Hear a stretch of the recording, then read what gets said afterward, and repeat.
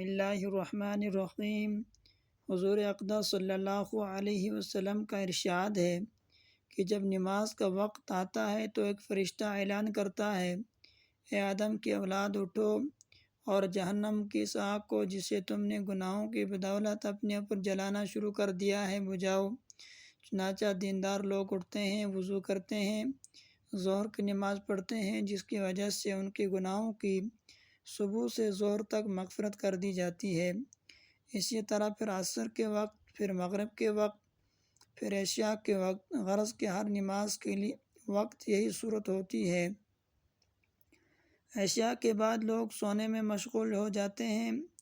اس کے بعد اندھیری میں بعض لوگ برائیوں، زناکاری، بدکاری، چوری وغیرہ کی طرف چل دیتے ہیں، اور بعض لوگ بھلائیوں، نماز، وظیفہ، ذکر وغیرہ کی طرف چلنے لگتے ہیں۔